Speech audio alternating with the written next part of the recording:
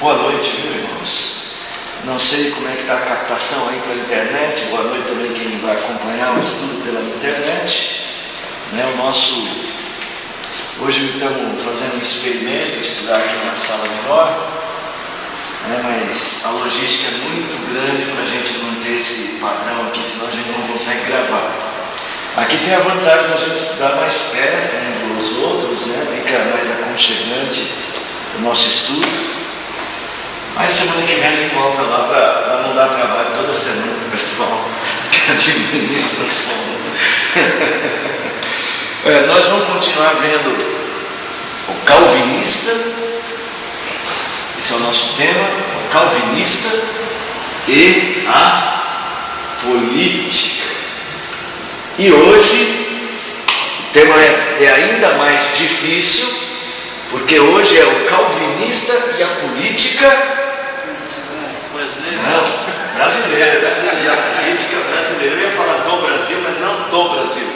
E a política no Brasil. E isso é importante a gente fazer uma reflexão sobre essa situação. Olha quem veio, que gostoso. Está chegando. Então assim, o tema fica um pouco mais difícil, porque falar de política em igreja evangélica tradicional, presbiteriana, é mais ou menos pedir a carta de demissão do pastor se ele passar mais de 2 semanas falando sobre política. Então a gente precisa falar com muito cuidado, mas a gente precisa tocar nesse assunto, é um assunto importante. E eu estou aproveitando que nós não estamos em época de eleição, estou aproveitando que eu sei que não tem jeito a gente não estar numa época difícil politicamente falando, porque esse é o nosso país. Tem sempre um problema político a ser resolvido, Mas a gente precisa pelo menos tirar da época de eleição para não gerar nenhum tipo de clima partidário. Então hoje esse é o nosso tema, nós vamos desenvolvê-lo, e hoje eu quero começar a desenvolver esse tema a partir de um versículo. Provérbios 8, 15. Alguém pode ler aí para mim? Provérbios 8, 15.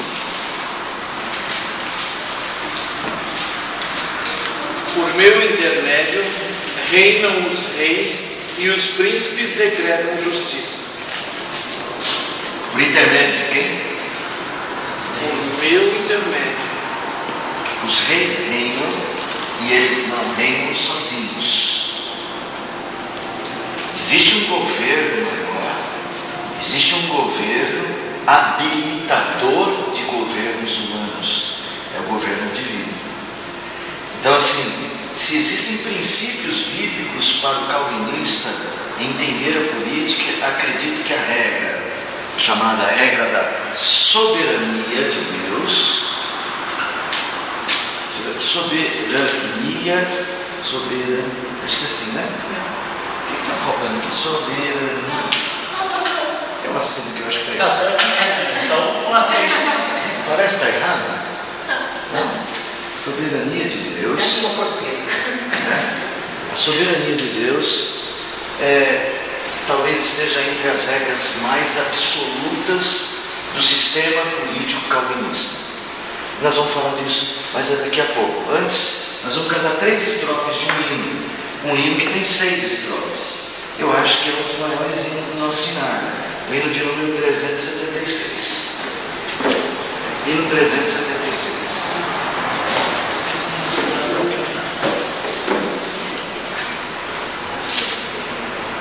Estão acostumados com projeção, estão ficando assim, como é que fala? Não vou dizer preguiçosos, mas estão ficando assim mal acostumados. E o Wesley? Só queria dar um jeito.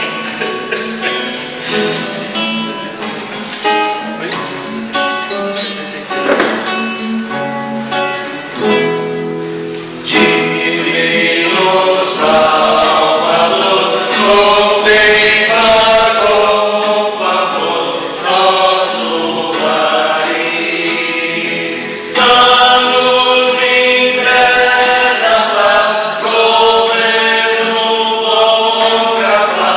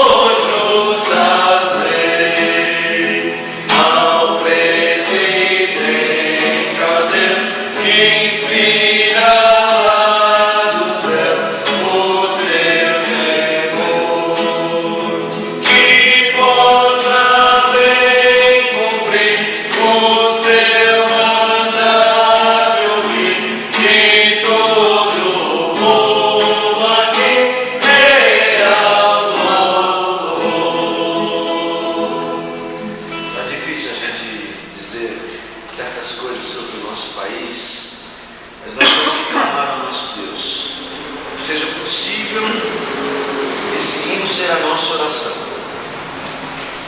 Nós sabemos, nós temos, não é uma crítica a esse ou aquele governo, a essa ou aquela pessoa no governo, mas nós temos sido um povo muito sofrido no que diz respeito ao seu governo.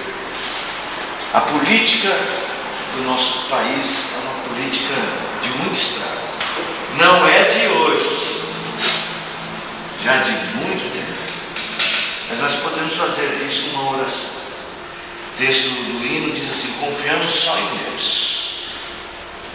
Nós pedimos neste hino que Ele venha dominar aqui, porque Ele é o Rei dos Reis. Vamos fazer uma oração, desde já, colocando diante do Senhor a nossa pátria, diante do Senhor colocando a nossa esperança de dias melhores, já que a Bíblia nos ordena fazer isso.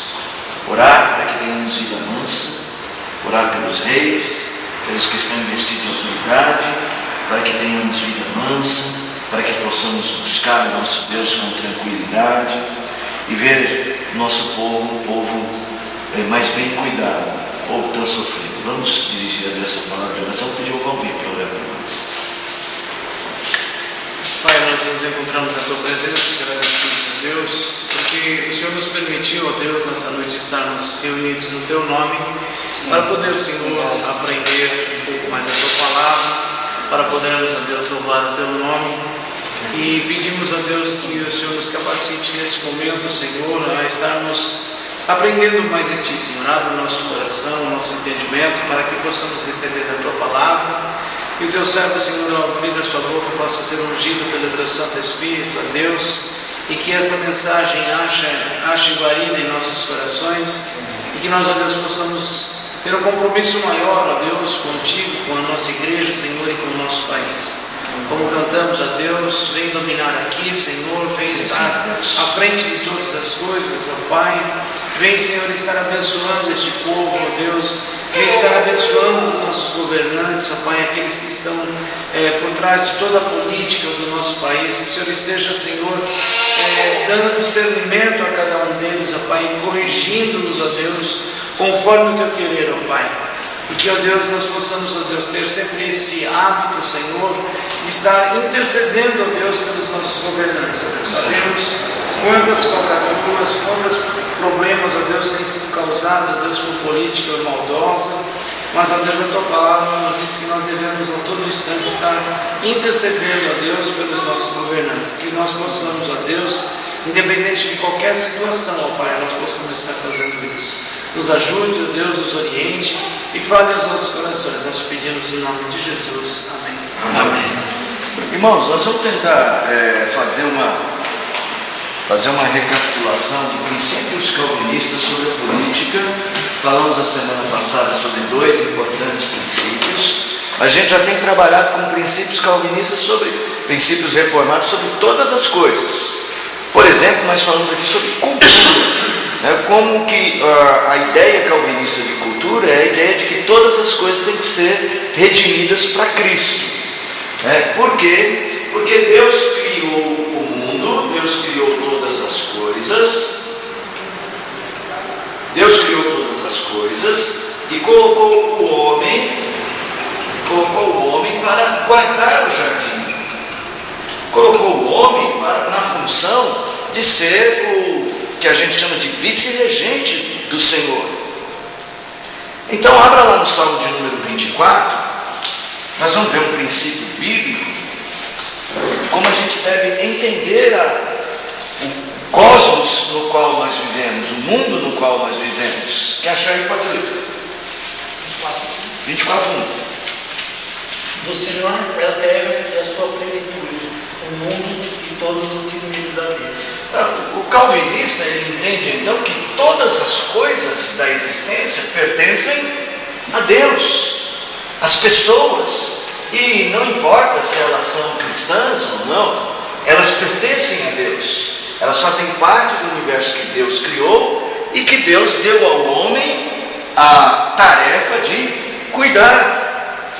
Isso aqui, essa tarefa de cuidar é só do crente? Deus deu só para os cristãos? Só para os redimidos? Deu para quem? para todos os homens. Todos os homens têm essa tarefa. Isso mudou? Continuam todos os homens tendo a tarefa de cuidar do jardim? Só que nós temos um problema. Qual que é o problema? É que todos os homens deveriam cuidar desse jardim com foco em quê? Fazer o jardim funcionar para atingir o propósito do seu Criador. Então assim, todas as coisas foram criadas, elas funcionavam muito bem lá em Gênesis, não é isso? Não funcionavam bem as coisas em Gênesis? Funcionavam mais ou menos? Funcionavam muito bem. Até o capítulo 2, tudo funcionava muito bem. Eu acho muito interessante, se você puder olhar depois, acho que eu citei a semana passada, você vê os paralelos da criação. Você vê, por exemplo, que Deus criou a luz. E aí Ele cria os luminares. Não dava para existir luminares sem ter a luz. Aí Ele cria as águas, faz separação das águas.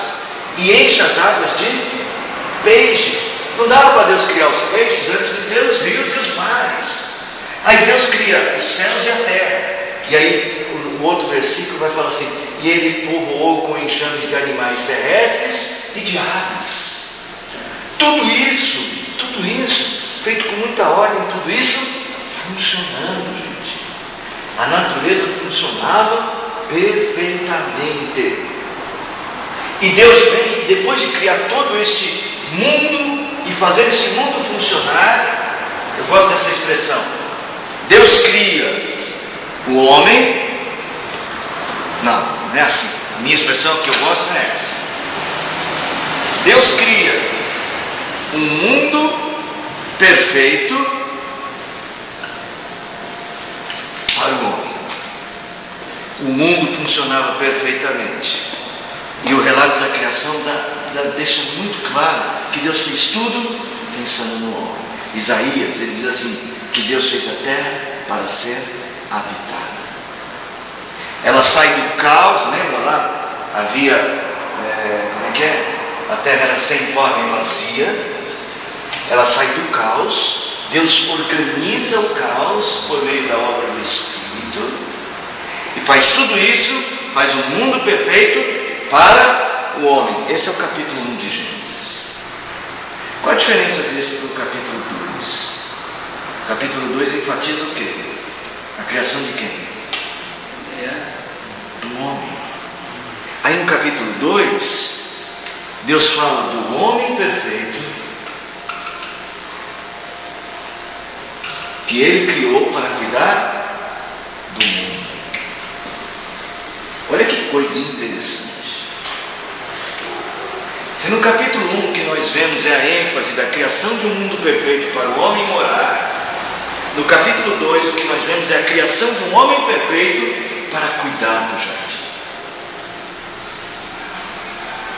Só que nós temos um problema, que é o capítulo 3, né?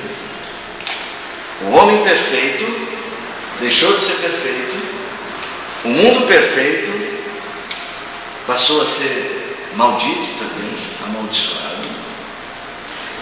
Tudo isso foi desestruturado. Se nós saímos do caos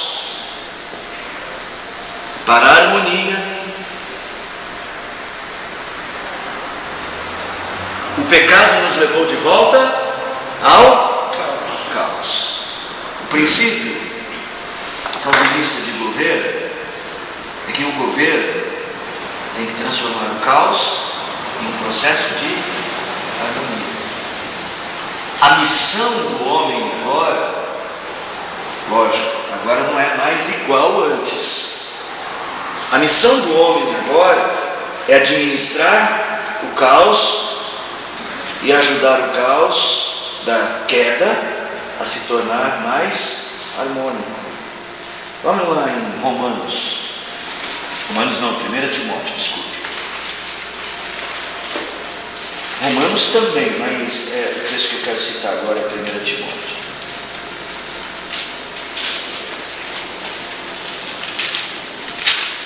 Timóteo, no capítulo de número 2, já citei esse versículo. Alguém lê para mim versos 1 e 2. Antes de tudo, pois, exorto que se use a prática de súplicas, orações, intercessões, ações de graças em favor de todos os homens, em favor dos reis e de todos que se acham vestidos de autoridade, para que vivamos vida tranquila e mansa, com toda piedade e respeito. Qual é o objetivo dessas orações? Vivemos vida.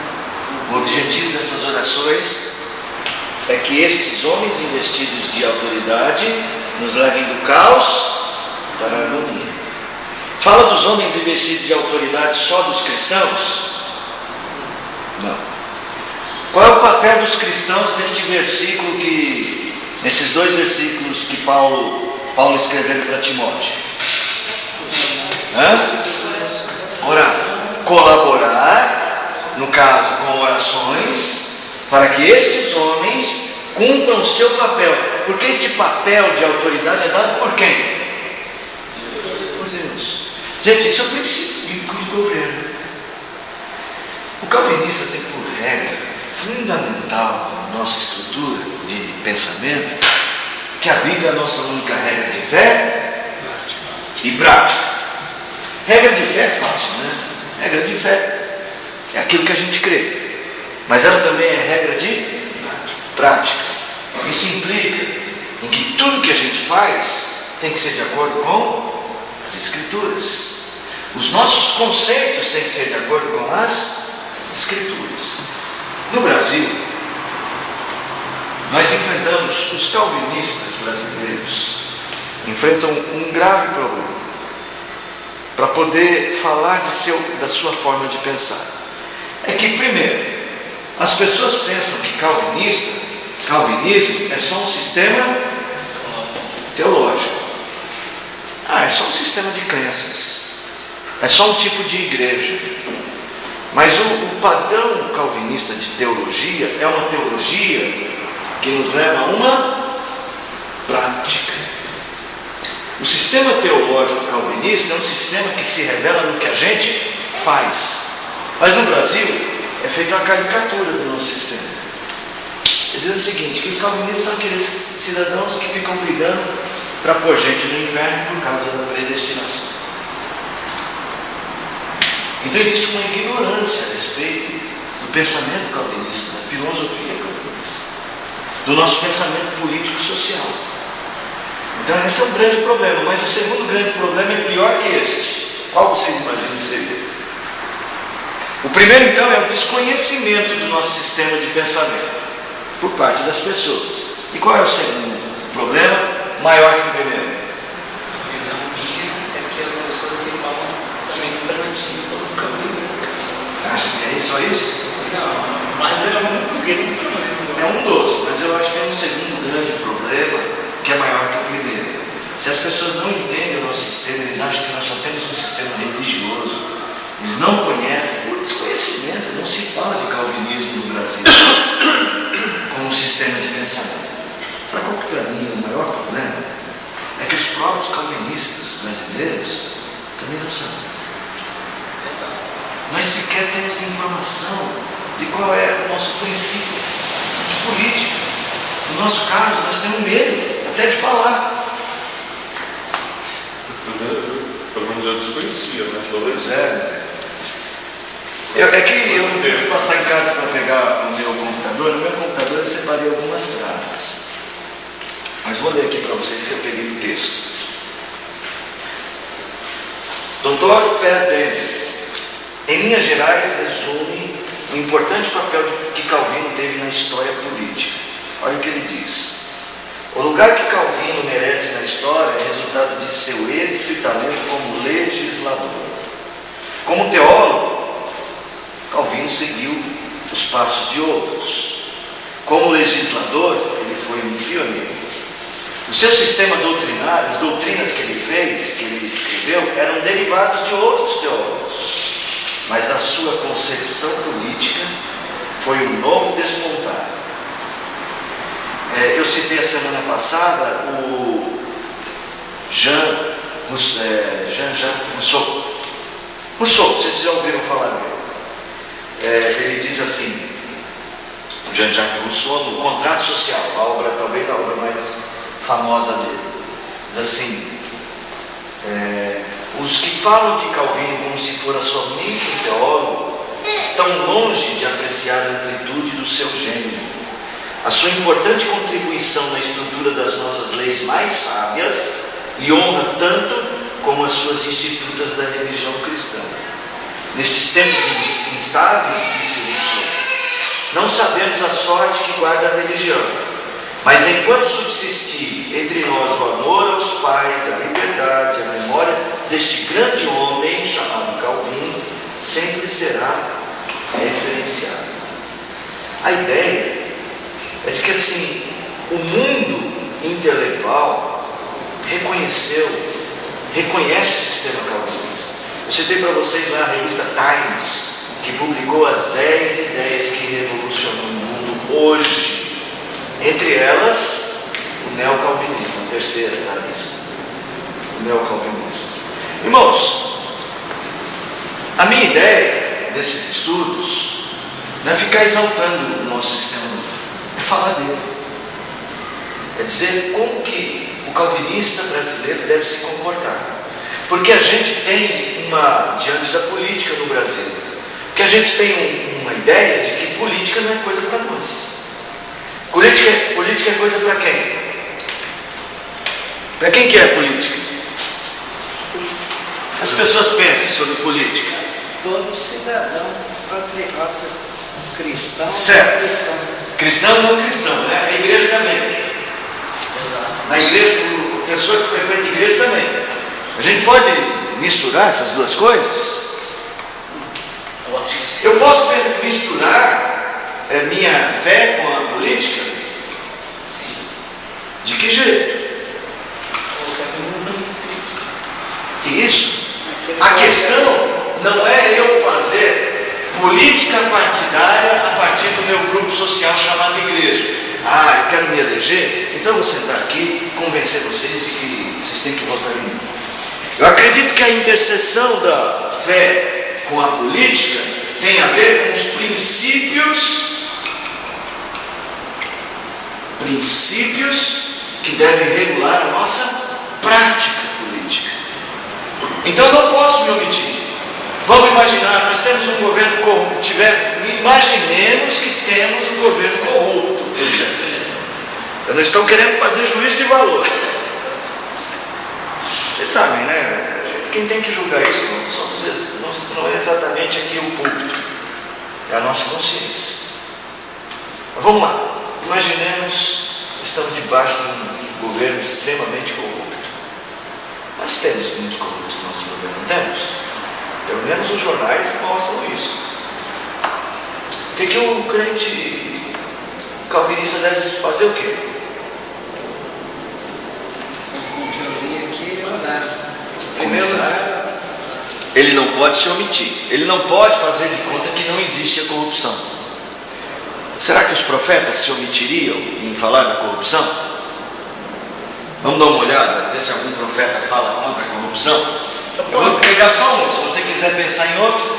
Miqueias, capítulo 7. Tá bom. Fala. Não, eu ia não citar o outro que eu estava estudando, aquele livro aqui, um Abacuque. Abacuque. Quando ele disse assim, aí eu decidi, eu vou trazer a moeda dos caldeus, não sei, não pior ainda. Sim, mas aí ele está falando da maldade de uma outra nação. Vamos ver o profeta vivendo na nação de Israel, né, vivendo em Judá, né, ele fala para o povo do sul. Lembra que era a nação ainda mais fiel que Israel, reino do norte. E infelizmente, até lá, a coisa não estava fácil. Lê aí, capítulo 7 de Miqueias. Até eu acho que o verso 4 já deu. De 1 a 4 já deu. A corrupção moral de Israel. Ai de mim, porque estou como quando são colhidas as frutas do verão, como os rabiscos da vindima. Não há cacho de uvas para chupar, nem figos temporãos que a minha alma deseja. Ele está dizendo, eu não estou feliz com o que está acontecendo. Continua. Pereceu da terra o piedoso, e não há entre os homens um que seja reto. Todos espreitam para derramarem sangue. Cada um caça a seu irmão com rede. As suas mãos estão sobre o mal e o fazem diligentemente. O príncipe exige condenação, o juiz aceita suborno, o grande fala dos maus desejos de sua alma, e assim todos eles juntamente urdem a trama. O melhor deles é como um espinheiro, o mais reto é pior do que uma sebe de espinhos. É chegado o dia anunciado por tuas sentinelas, o dia do teu castigo. Aí está a confusão deles. O que vocês acham? Parece algum...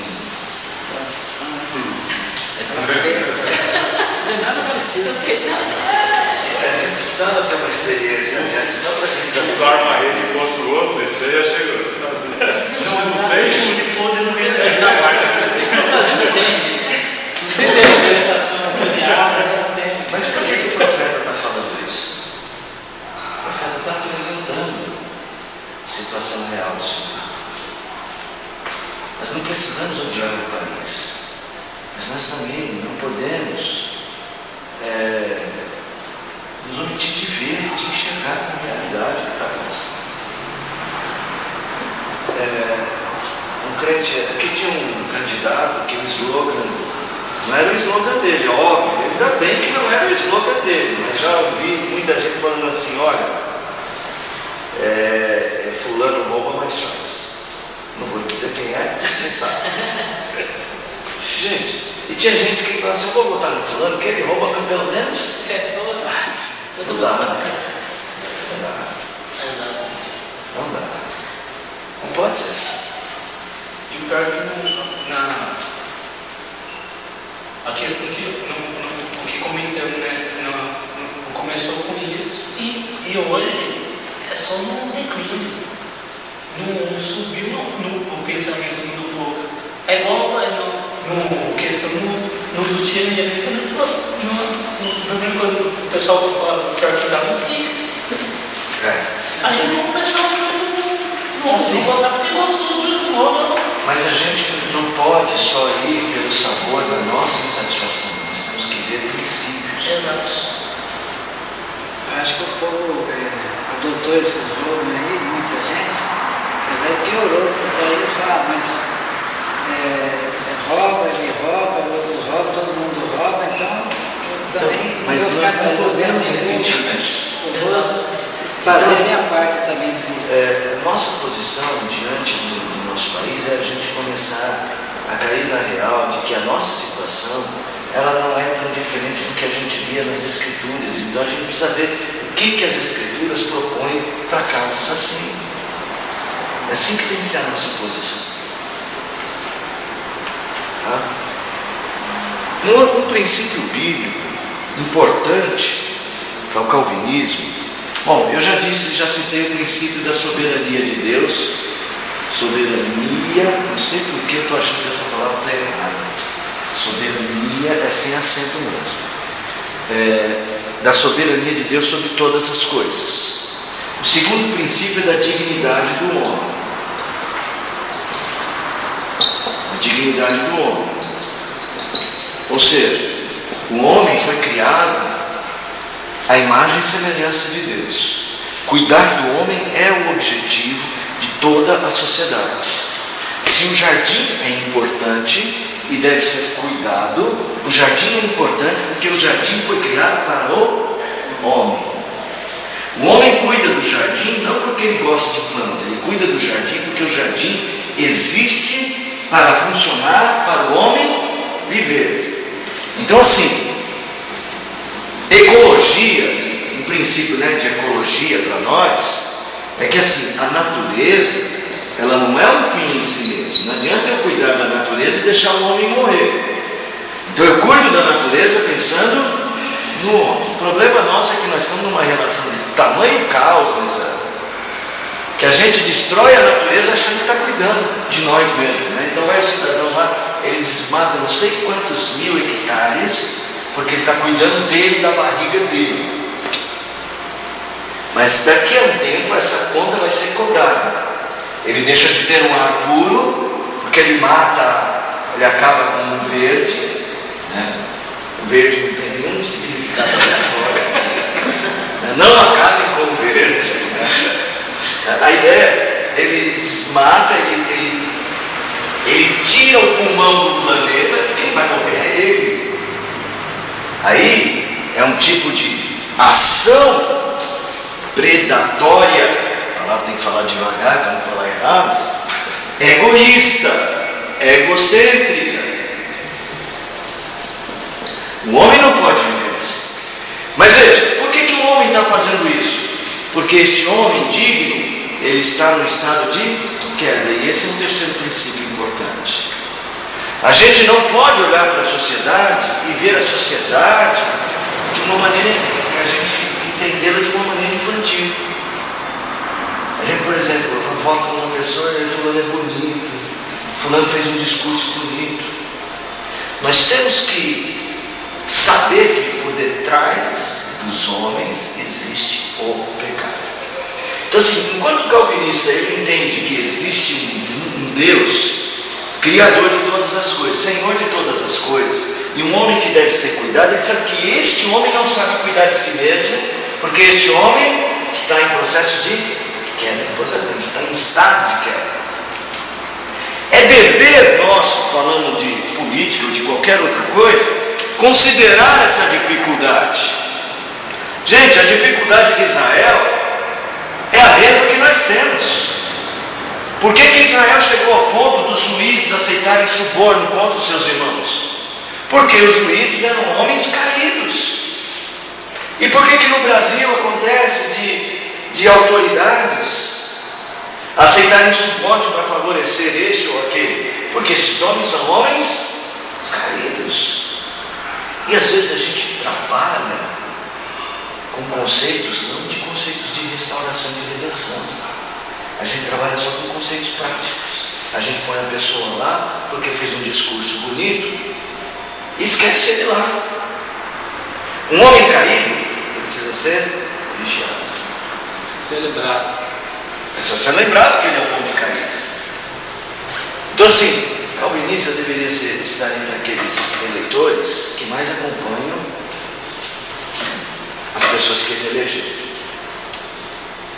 Talvez você tenha votado em algum deputado que algum dia você viu ele fazendo um acordo, né, para votar numa lei, aí ele foi justificar dizendo que ele tinha que fazer aquilo que o partido mandou. Você tem que pegar no pé. Porque você não votou nele para ele fazer acordo. Quando ele fez a propaganda política, ele não disse que ia fazer acordo, senão você não ia votar. E nós não podemos aceitar aquela resposta. É o nosso sistema. É um sistema caído. Ele precisa ser restaurado. Irmãos, eu quero então começar falando que a postura nossa, ela não pode ser de omissão e nem de inocência. Nós temos que entender que mundo é esse que nós estamos e não podemos nos omitir. É o nosso papel como cuidadores do jardim, e é nosso papel como gente que foi esclarecida por Deus qual é a natureza do homem que está fazendo política hoje, seja ele cristão ou não. Vamos lá. A política ela é suja por si só. Como assim? Porque fazer política já é você se lamear no malandro. Mas por quê? Por quê? É obrigatório que seja suja? Lamear malandro. É obrigatório que a política seja suja? Então, a nossa política aqui brasileira, que nós estamos estudando hoje, eu tenho um vereador lá que tive conversando muito tempo com ele, tudo, fiz curso lá com ele, a Nuteg e tudo, e ele que é um dos que mais defende a classe nossa lá, né?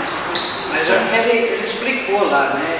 Ele falou, olha, qualquer projeto que eu tente entrar com ele na Câmara, para mim poder ter aprovação, para ele entrar na pauta de discussão, eu tenho que ter o apoio de todos os outros partidos, não é só do meu, porque senão ele não entra lá.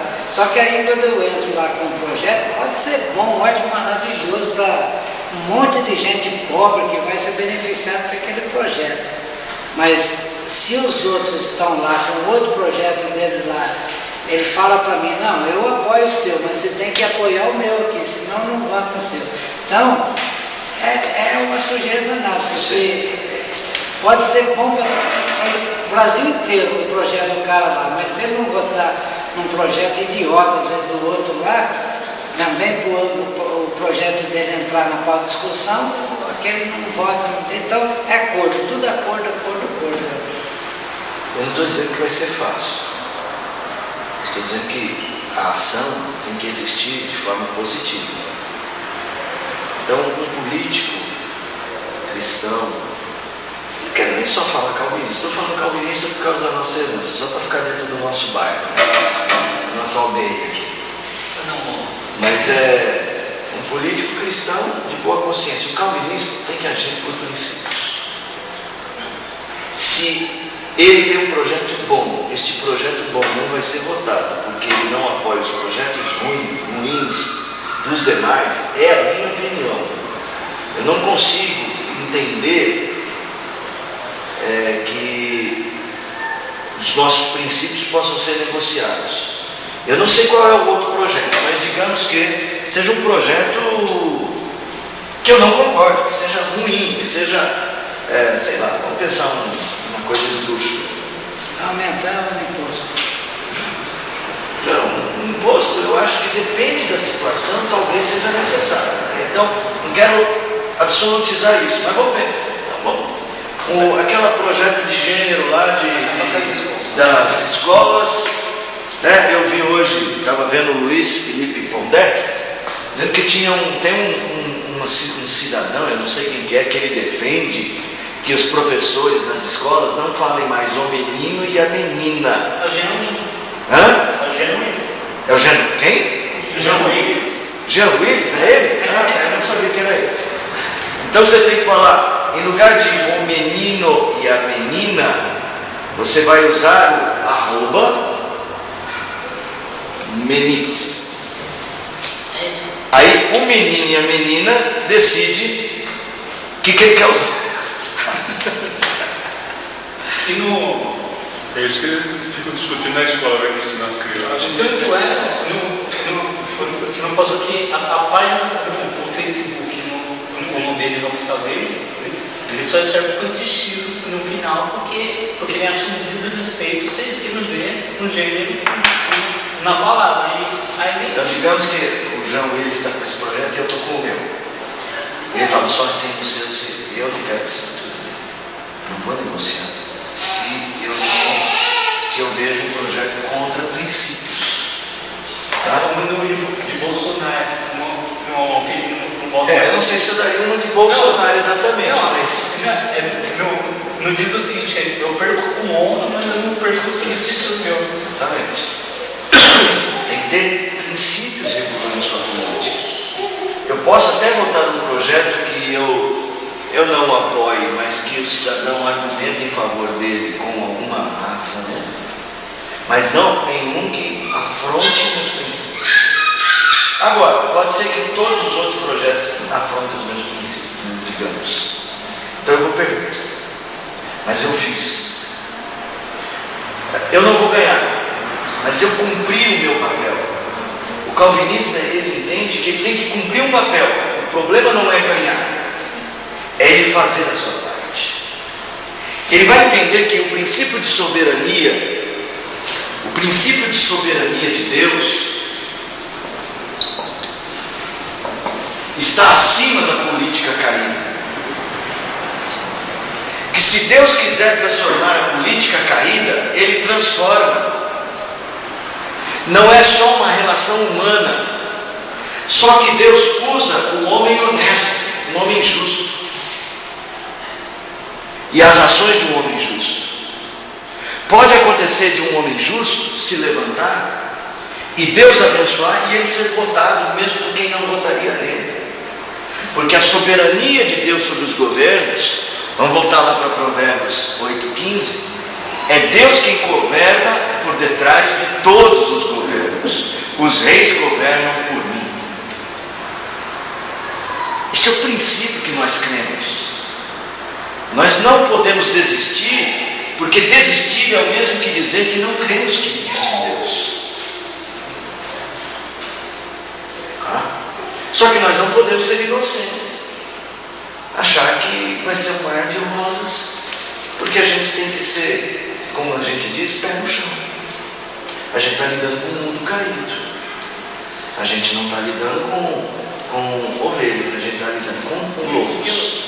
Isso que eu não acredito que haja mais gente honesta na polícia. Você falou, nós temos muita gente desonesta agora. Eu acho que é difícil, não sei se vai encontrar algum honesto mais. Porque ele entrou exatamente nessa questão. Os políticos hoje, evangélicos, cristãos que estão lá, cara, não tem jeito, tem que negociar, tem que fazer. Porque eles não acreditam que Deus está governando, Deus está no controle daquilo. Eles não acreditam. Então eles não acreditam. Entram na sua Eu quero dizer que essa atitude deles já é uma clara declaração de que eles não creem. Então, só para entender, complementar a ideia do Elton, que fala da política muito suja, né? Tem alguns, né, que você vê realmente que tem a boa vontade de fazer as coisas, né? Tal, não vou nem dizer se é cristão ou não, mas pelo princípio de fazer as coisas certas. E alguns pagam com a vida, né? Você vê com uma sujeira só implementando a sua material. A sujeira é grande, irmão. Mas assim, o nosso Deus ainda é maior que a sujeira. Nosso Deus ainda é maior que a sujeira. Nós não podemos desistir. A minha impressão é de que nós devemos acordar, nós calvinistas do Brasil, devemos acordar para votar a partir de princípios e trabalhar com princípios. Trabalhar a partir de, se você tiver um candidato, você precisa saber quais são os princípios que regulam aquele candidato. Eu acho que a gente tem que começar a aumentar o nosso discernimento, porque senão nós não vamos cuidar desse jardim se a gente abrir mão. Se a gente não fizer nada, se nós não fizermos nada, estamos abrindo mão do nosso papel e nós não podemos. Nosso papel é cuidar. Agora, você falou assim, sei lá, um evangélico se elege, mas ele age por outros princípios. Ele tenta fazer a carreira dele quebrando os princípios dele. Ele não crê que Deus governa. Porque se ele cresce que Deus governava, ele teria temor. Porque não se pode bater de frente com Deus. E não tem jeito de dar desculpa. Senhor, eu fiz isso para depois ajudar a igreja. Não existe. Tá? Deus viu a sua igreja ser dizimada, praticamente dizimada no segundo século e no terceiro século pelos imperadores romanos, mas Deus não negociou o evangelho. Você vai ver os mártires, você vai ver os mártires se levantando, sendo mortos, mas não negociando o evangelho, e a igreja não morreu. Era o Tertuliano que dizia assim: o sangue dos cristãos na arena é a sementeira da igreja. Está dizendo assim: nós morremos, mas é a nossa morte que nos torna fortes. Tem que ter posicionamento, gente. Tem que ter posicionamento. Agora, um outro aspecto que eu acho que a gente precisa pensar é que nós temos que ser inteligentes. Nós temos que saber fazer as coisas. Eu vejo o apóstolo Paulo está lá em Roma, e ele, em determinado momento, lá em Roma, ele caminhando pela Ásia Menor, ele foi preso injustamente. Aí o apóstolo Paulo simplesmente fala assim: olha, eu sou cidadão romano, eu tenho direitos. Então não é uma coisa que nós devemos abrir mão dos nossos direitos.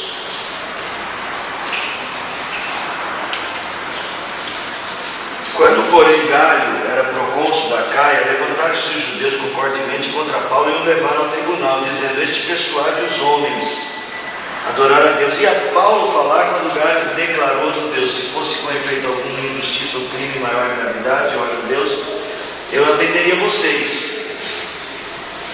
Aí eles, não conformados, eles expulsam Paulo injustamente. Aí Paulo faz o quê? Ele fala: sou cidadão romano, eu quero falar com o governador. Eu não quero saber se vocês gostam ou não de mim.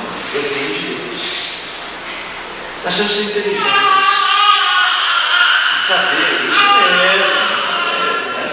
Nós somos inteligentes. Temos que saber usar os caminhos. Eu estava conversando esses dias com o reverendo Lindbergh. Não adianta você ser deputado federal. Dá voto, é muito voto, eu acho. Mas talvez você tenha que tentar o caminho de ser um vereador. Ele falou para mim assim: mas é difícil ser eleito, porque eu não aceito ele não aceita financiamento de campanha de qualquer pessoa que vá cobrar dele depois, né? Porque o pessoal quer financiar a campanha do político assim, né? O cidadão lá tem uma empresa, ele tem algum dinheiro no bolso, o político precisa de dinheiro para fazer isso, fazer aquilo, né? Para poder ganhar a eleição. Ele falou assim: teve pessoas que me procuraram: olha, você quer que eu financie sua campanha? Mas sempre com a ideia do quê? De que depois, eleito, Dá um carninho aí. você vai me ajudar em alguma coisa, né? Então, ele tem um princípio. Eu falo: é isso mesmo, tem que ter princípios. Mas tem que ser inteligente também. Sabe que Deus pode abençoar você ser eleito deputado federal? Eu acredito que sim. Foi candidato a vice-prefeito. Eu acredito que sim. Deus pode todas as coisas. Mas talvez seja mais coerente com a sua condição como político desconhecido concorrer a vereador. Nosso irmão Salmão lá tentou, acho que uns 4 mandatos de vereador e não conseguiu se eleger. O deputado em São Paulo não fez uma campanha no mínimo para ser eleito, também foi com 1 milhão de reais. Quanto? 1 milhão de reais. Para conseguir ainda, dependendo da legenda que tiver. Então é muito. Uma partidinha bem pequenininha. Vereador você consegue. Esse é um problema, porque isso gera uma corrupção, né? Porque as pessoas ficam muito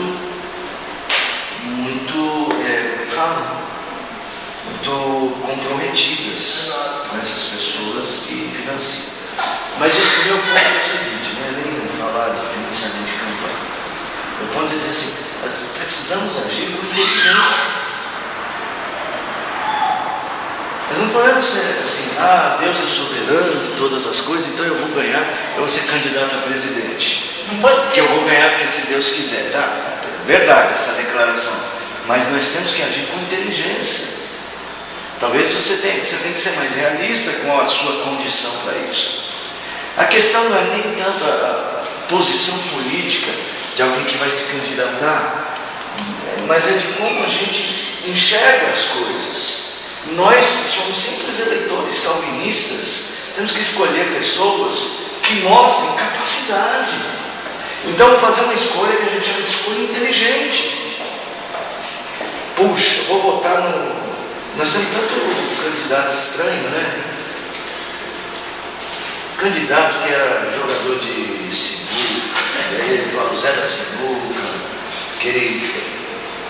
eu acho que a gente tem que votar em pessoas que podem nos trazer, contribuir, ou seja, fazer uma política inteligente a partir do nosso próprio voto. Votar com consciência, mas confiando na soberania de Deus sobre essa política caída. Só que o jeito de transformar a política caída é votando certo. Mas irmãos, será que tem mais coisas que nós podemos fazer? Tem mais coisas que nós podemos fazer? Eu acredito que sim.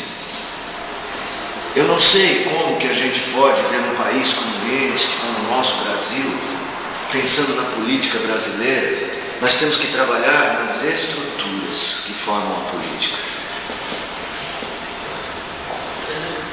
As estruturas que formam a política são as estruturas da educação. Educar nossos filhos para verem o trabalho político de uma maneira diferente, para atuarem de uma maneira diferente. Por isso nós precisamos de escolas, de universidades, de lideranças.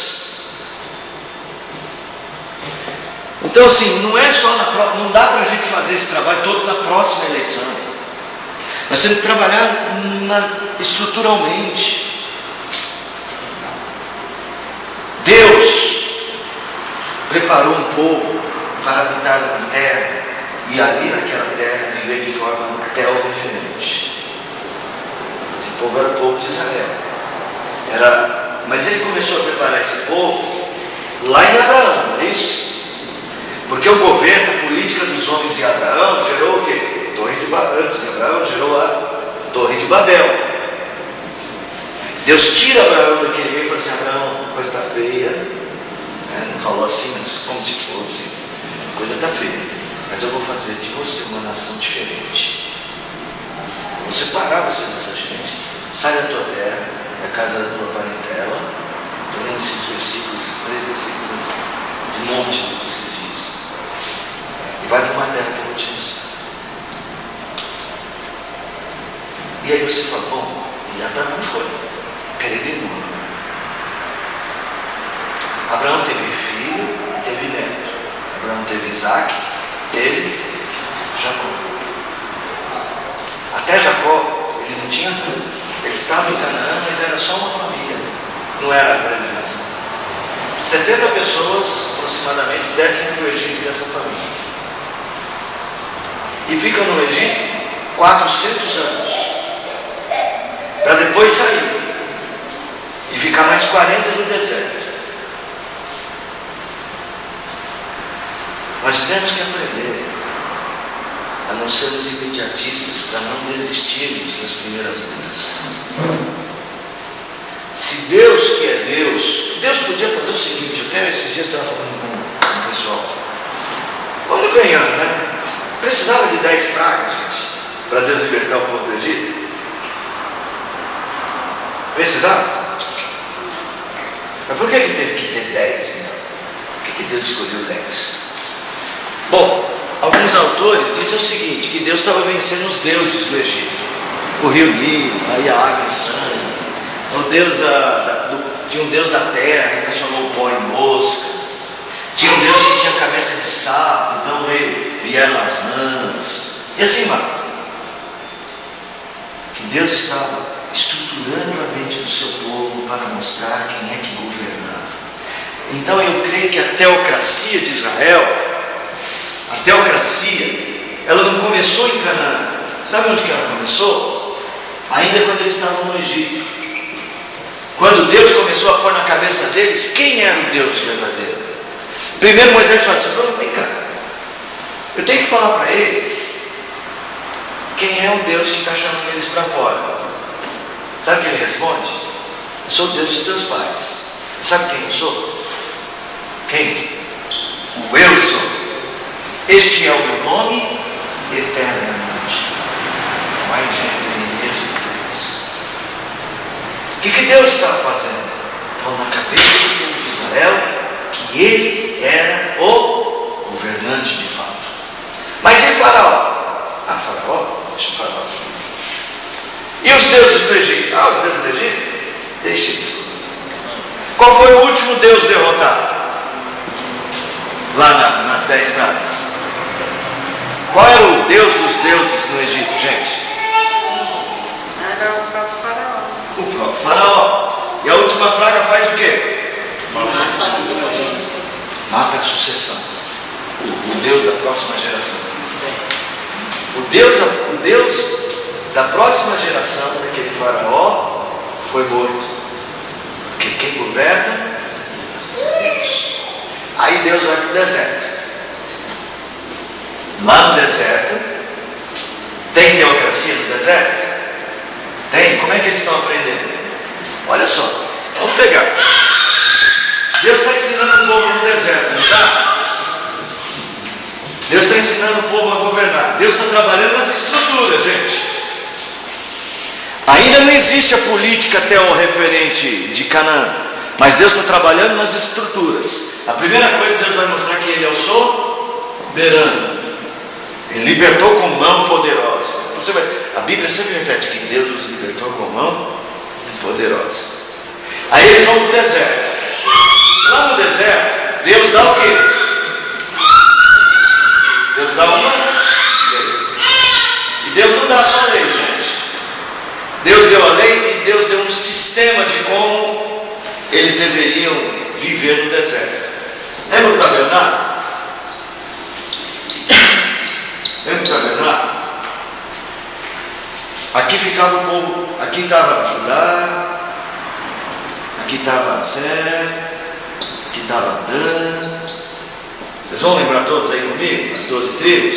Aqui estava Manassés, aqui estava Zebulon, Naftali. Não, gente, vamos tirando Naftali de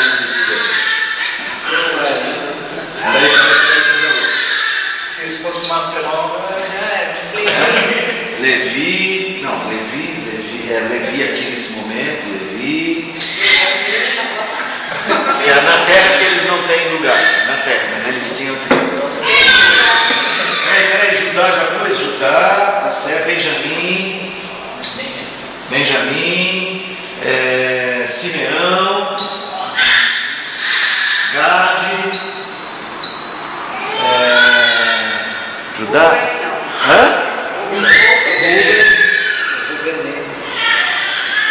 Rubem, está faltando quem? Efraim.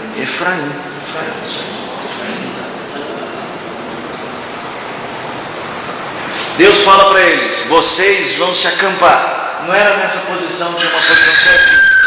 Deus dizia: as tribos tais do lado norte, as tribos tais do lado sul, as tribos. Deus coloca cada tribo no seu lugar. E o que é montado no meio? Tabernáculo.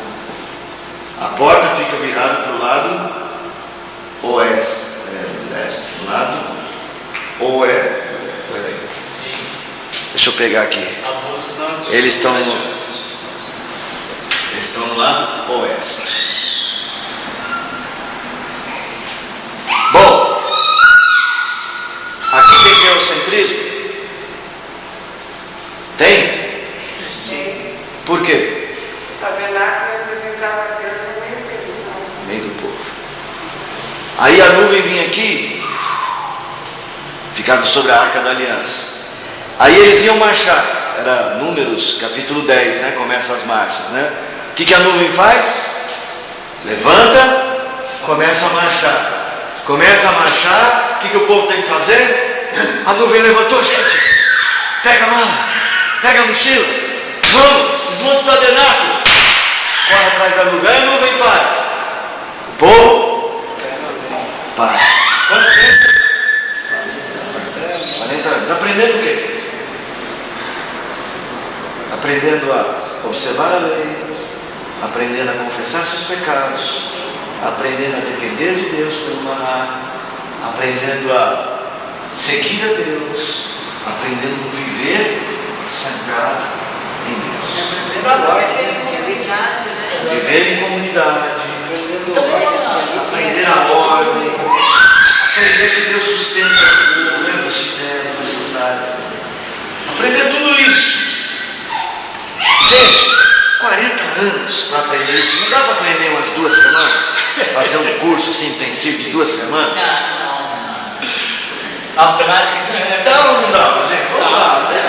Vocês ficaram, ó, só para vocês terem ideia, eles saíram do Egito, atravessaram o Mar Vermelho, chegaram na Península do Sinai e ficaram no pé do Monte Sinai 2 anos. 2 anos no pé do Monte Sinai. Para quê? Para Deus dar os 10 mandamentos. Eles estão atravessando hoje. Hã? Estão atravessando hoje.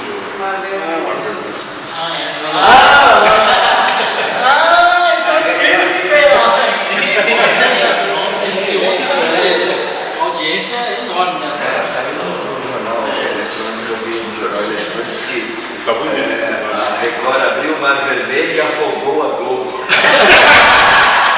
Gostei desses nomes, ó. Estava no jornal eletrônico, na manchete. Então assim, aprendendo a amar a Deus, a servir a Deus e a viver como um povo Deus sempre. Esse povo foi bonzinho esse tempo todo? Reclamar. Olha, serviço. Reclamar do governo. Reclamar de Moisés e de Arão. Primeiro, Arão e Miriam reclamaram de Moisés. Olha só. Primeiro, Arão e Miriam reclamaram de Moisés. Não sei por que ficaram bem enciumados, principalmente Miriam. Ficaram enciumados com Moisés, que teve aquele acontecimento de Deus colocar a lepra em Miriam. E Moisés pediu para Deus curar a irmã. Aí eles baixaram a bola, não teve mais problema. Mas aí o povo ficou indignado com Moisés. Queria comer a carne do Egito. Gente, tem um negócio que eles falam que eles queriam comer do Egito. Vamos ver se a gente acha isso aí. Eu falei, não acredito que eles estavam querendo comer isso. É Números, né? Sabe que o livro de Números, para você lembrar bem, sabe como é que é o nome dele em hebraico? Bedevarim, que é no deserto. Você lembrar que no livro de Números é que você vai encontrar a história da caminhada no deserto. Eles começam a caminhar no capítulo 10, ó. Olha lá, verso 11. Aconteceu no segundo ano, no segundo mês, aos 20 do mês, tudo 2, hein, gente, ó. Segundo ano, no segundo mês, aos 20 do mês, que a nuvem se ergueu de sobre o tabernáculo da congregação. Eles murmuram, capítulo 11. Cadê? Onde que eles reclamaram que eles queriam? Lembrando-nos dos peixes que comíamos, os peixes que no Egito comíamos de graça, pepinos, dos melões, dos alhos silvestres. Olha o que eles lembraram. Mas deve ser bom, Dos italianos, caramba. Alhos silvestres. Mas comer alho no deserto. Só comer alho. Mas tem assim. As cebolas, os alhos. Masterchef, não podia ser um acompanhamento. Acho que eles estavam dizendo assim, precisava de temperinho lá do Egito, né? Eles reclamaram muito, eles reclamaram de Moisés. Depois nós temos aquela revolta de Datã, Coré e Abirão, reclamando de Moisés e de Arão de novo, reclamando da liderança. Eles estavam aprendendo a respeitar a liderança, a respeitar o governo, a respeitar Deus. Não foi fácil, gente. Bom, aí eles entram em Canaã. Você fala, bom, depois de toda essa escola, Abraão, Isaac e Jacó, pelo menos aí 3 gerações, depois de 400 anos no Egito, depois mais 40 anos no deserto, fala, agora eles sabem tudo de governo teocrático. Vão para a terra de Canaã. O que acontece com eles? Bom, o livro do Juízo vai dizer que eles esquecem os princípios, se esquecem de Deus, mas Deus sempre levanta alguém para transformar o caos em harmonia. Irmãos, nós temos que cumprir o nosso papel nesse país. E nós vamos cumprir esse papel trabalhando nessas estruturas, fazendo as pessoas entenderem que precisa ser diferente. Talvez a gente não consiga fazer isso trazendo todo mundo para a igreja, seria até bom. Mas a gente precisa trabalhar nas estruturas, para que as pessoas comecem a perceber que é necessário que este país seja diferente. E eu não consigo ver que horas são. Que horas são? 9h30. 9h30. Eu quero encerrar só falando, abrindo só um parênteses. Um parênteses não, vai ser mais que um parênteses, é uma chave. Uma chapude, né? É que parênteses é mais curto, né? Uma chave. O jogo do Brasil é só amanhã. O Mar Vermelho dá para gravar. Vamos lá. O marxismo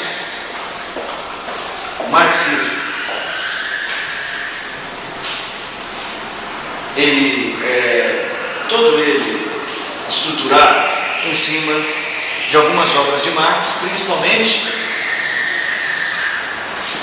já ouviram isso, né? O Capital. O capitalismo, Adam Smith, eu não sei como é que escreve, Com M. com M, né? Esse mesmo. Adam Smith, não lembro, as riquezas, como é que é? As riquezas das nações. As riquezas das nações. As riquezas das nações. É uma estrutura política. Toda estrutura política neoliberal tem essa formulação teórica. Ou seja, o socialismo, eu não sei como é que escreve o nome do cidadão, Trotsky. Eu acho que é assim. O Trotsky, não lembro a obra que ele escreveu, mas ele tem um famoso, não sei se é, isso aqui é socialista, termina com a socialista, tem um nome. A obra dele, fugiu a memória. Ou seja, os sistemas políticos têm seus livros base. Eles não têm medo de dizer, não, nós estruturamos o nosso pensamento no Capital de Marx, da luta de classes. Nós estruturamos o nosso pensamento na liberdade do comércio, da riqueza das nações de Adam Smith. Nós, isso aqui é socialista, gente, fugiu. Nós estruturamos nosso pensamento em Trotsky e no seu livro, na sua obra, na sua filosofia. Os pensamentos políticos do nosso mundo estão ligados a pensadores e suas obras, não estão? O pensamento calvinista está ligado também a pensadores e suas obras, e sua obra. Na verdade, a Bíblia. Por que a nossa estrutura política baseada na Bíblia tem que ser menos importante que a estrutura marxista, que a estrutura de um pensamento marxista baseado no capital? Por quê? Por que não é possível? A gente está baseando uma obra da humanidade, uma obra existente, com muitos princípios que já foram aplicados e deram muito certo: o princípio do amor, o princípio do serviço, o princípio do respeito, o princípio da honra ao homem. Se você for olhar, por exemplo, e nós fôssemos, o Ocidente continuasse no Ocidente bíblico, nós não teríamos os problemas que nós temos hoje com a questão do feminismo, do machismo. A Bíblia não tem isso. Eles dizem que nós não podemos ter um pensamento político porque nós temos uma religião. Não, nós temos uma fé que pensa a sociedade ao nosso redor a partir da Escritura. Por que o Adam Smith é melhor do que o apóstolo Paulo para dizer algo sobre como usar os recursos? O apóstolo Paulo fala sobre os recursos, quer ver? Vamos ver? Olha Timóteo, só para ter uma ideia, né? Sobre riqueza. Timóteo, a primeira carta, capítulo 6.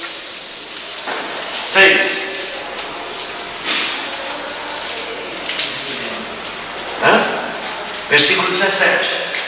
Exorta aos ricos do presente século que não sejam orgulhosos, nem depositem a sua esperança na instabilidade da riqueza, mas em Deus, que tudo nos proporciona ricamente para nosso aprazimento, que pratiquem o bem, sejam ricos de boas obras, generosos em dar, prontos em repartir, que não acumulem para si mesmo tesouro, que acumulem para si mesmo tesouro, sólido fundamento para o futuro, a fim de se apoderarem da verdadeira vida. Olha, não coloquem que a riqueza não seja o maior valor a dirigir o comportamento de vocês, podemos traduzir assim. Que aqueles que têm riqueza saibam reparti-la, saibam ser generosos. Jesus Cristo, foi João Batista. Falou, se você tiver 2 capas, dá uma para quem não tem. Falou isso aí muito antes de haver comunismo. Falou isso muito antes de haver qualquer ideia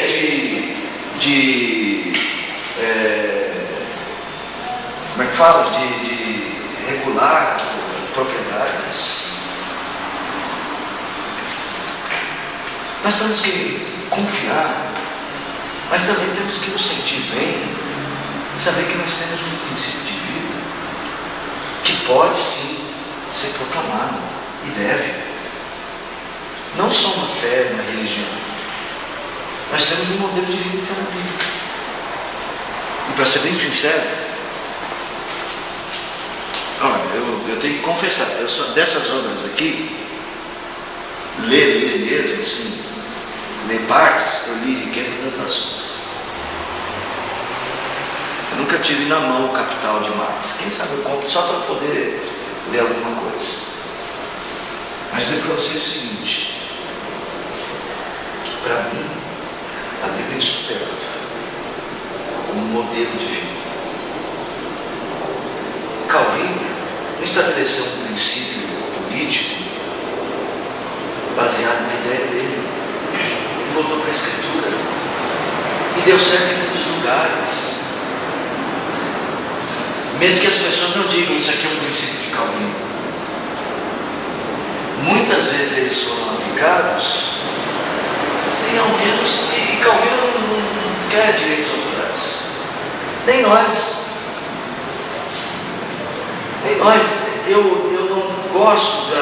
Eu tenho um colega que ele criou aí um Partido Reformado Brasileiro. Eu não sei se tem aquele que eles chamam de registro. Não sei se tem. Eu não acho que o mais importante é esse voto partidário. Eu acho que o mais importante é que existam homens que apliquem princípios bíblicos para fazer a sua parte. Não importa que partido eles estejam. Com esses nós devemos engrossar fileiras, acompanhar, fortalecer, porque nós precisamos mexer nas estruturas. Sabe, as estruturas da nossa nação precisam ser reformuladas. Hoje, na escola, vocês não aprendem nada. Desculpa falar assim, viu, senhor? Eu sei que você está aposentado, mas era. Não, mas é desde a minha época, estava difícil já. Viu, Fátima? Desculpa falar assim das escolas. Não é só escola pública, não. Vocês não aprendem a refletir. O menino entra na faculdade, já entra na faculdade, a faculdade faz a promessa, entra na nossa universidade que a gente vai arrumar o melhor emprego para você. Ele entra na faculdade pensando o quê? Em canudo, sem ganhar dinheiro, ele vai faltar nas aulas.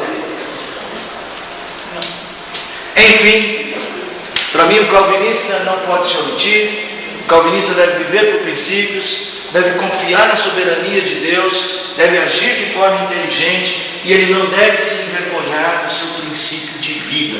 Não lhe envergonhe do Evangelho. O Evangelho é uma boa plataforma para tudo na vida, até para a política. E a gente precisa dele. Melhor que os homens pratiquem o que é bom, praticando do jeito de Deus. Ok, irmãos? Vamos encerrar cantando as 3 últimas estrofes do hino. 3, 7 e meio. Vamos ficar em pé. Vocês ficaram muito tempo sentados. Oh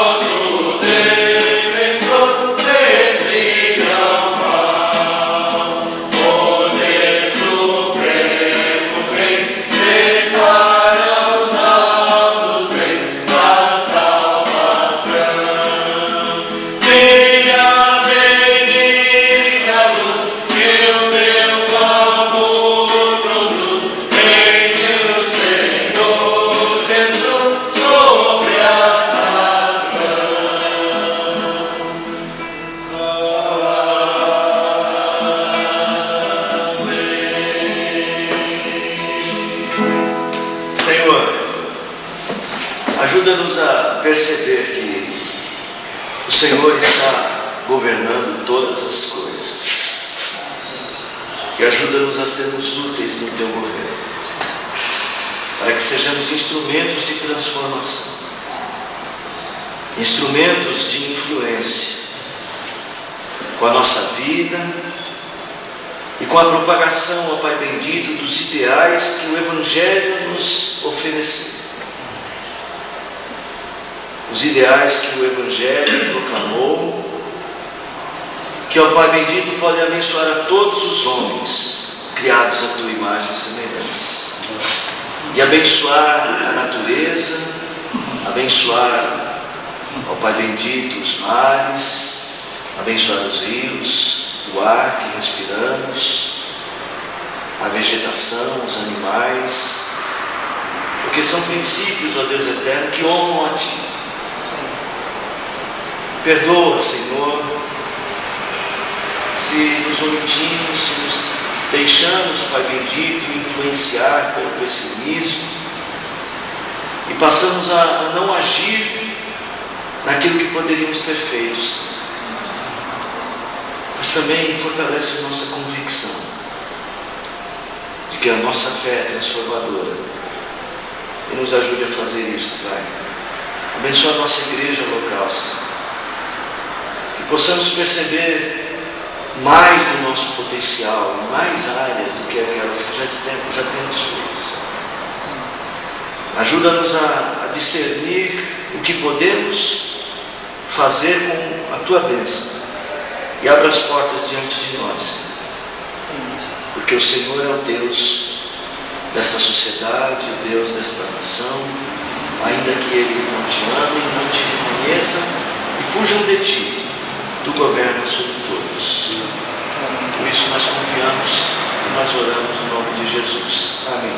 Amém. Podem sentar, irmãos.